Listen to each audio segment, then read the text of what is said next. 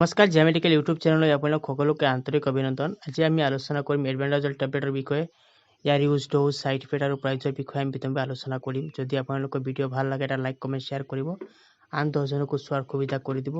যদি আপুনি নতুন চেনেলটো ছাবস্ক্ৰাইব কৰি ৰাখিব আৰু যদি ফেচবুকত চাই আছে তেনেহ'লে মোৰ চেনেলটো ফ'ল' কৰি ৰাখিব, লাইক আৰু শ্বেয়াৰ কৰিব।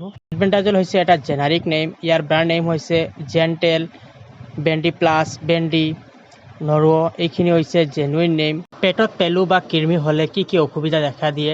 বমি ভাৱ, বমি লগা, তাৰপাছত পেটত বিষ, পায়খানা কৰাৰ সময়ত পায়খানা ক্লিয়াৰ নহয় বা পায়খানা নহয়, তেনেকুৱা কণ্ডিশ্যন দেখা যায়। স্কিনৰ প্ৰব্লেমো দেখা দিয়ে, পেটটো ফুলি যায়, তেনেকুৱা কণ্ডিশ্যন হৈ যায়। ডাইজেষ্টৰ প্ৰব্লেম হয়।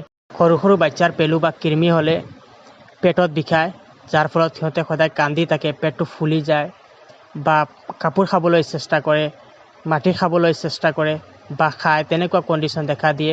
আৰু মুখত সদায় পানী নিচিনা ওলাই থাকে ৰাতি টোপনি যোৱাৰ সময়ত। পেলু বা কৃমি যেতিয়া হয় তেতিয়া কি কৰে, সিহঁতে পায়খানাৰ ৰাস্তাত গৈ কণী পাৰে, তাত বংশবৃদ্ধি কৰে। বংশবৃদ্ধি কৰাৰ ফলত তাত গাৰ নিচিনা হৈ যায়, পায়খানা কৰাৰ ফলত তেজ ওলায় বা অৰিছ বেমাৰ হৈ যায়, তেনেকুৱা কণ্ডিশ্যন হয়। পেলুৰ পৰা ৰক্ষা পাবলৈ আমি কি সাৱধানতা অৱলম্বন কৰিব লাগে? পায়খানা কৰাৰ সময়ত চেণ্ডেলযোৰ বাহিৰত থ'ব লাগে। খোৱাৰ আগত বা পাছত ভালকৈ হাত ভৰি ধুই দিব লাগে। খোৱাৰ আগত বা পাছত ভালকৈ হাত ভৰি ধুব লাগে। হাতৰ নখ কাটিব লাগে।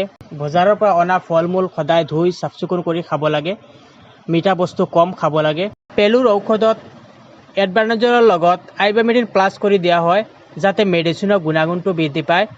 যেতিয়া মেডিচিনৰ গুণাগুণ বৃদ্ধি পাব তেতিয়া সোনকালে পেলুৰ বংশবৃদ্ধি মৰি যায় আৰু পায়খানাৰ লগত পেলুখিনি ওলাই আহে।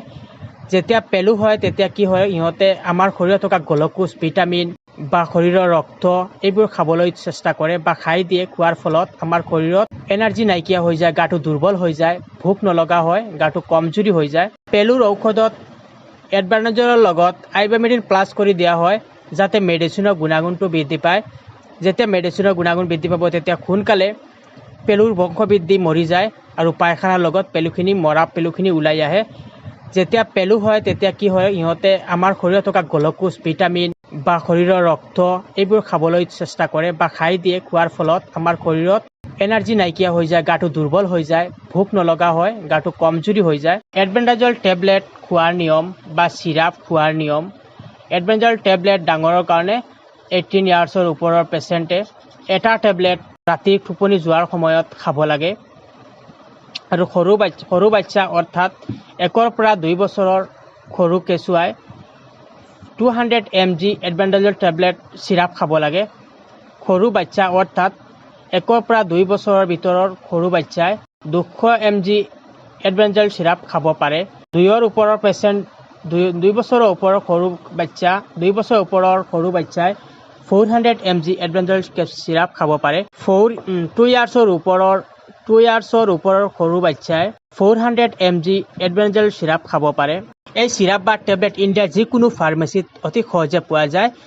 যিকোনো মেডিচিন খোৱাৰ সময়ত আপোনালোকে ডক্টৰৰ লগত আলোচনা কৰি খাব, কিয়নো মেডিচিনৰ কিছুমান ছাইড ইফেক্ট আছে, যি ছাইড ইফেক্ট নজনাৰ ফলত কিবা এটা অঘটন ঘটিব পাৰে। এডভাৰ্নেজল টেবলেট বা চিৰাপৰ কমন ছাইড ইফেক্ট বমি হোৱা বা পেটত বিষ, তেনেকুৱা কণ্ডিশ্যন হ'ব পাৰে। ইয়াতকৈ যদি বেছি কিবা প্ৰব্লেম দেখায় তেনেহ'লে লগে আপোনালোকে ডক্টৰৰ লগত আলোচনা কৰিব।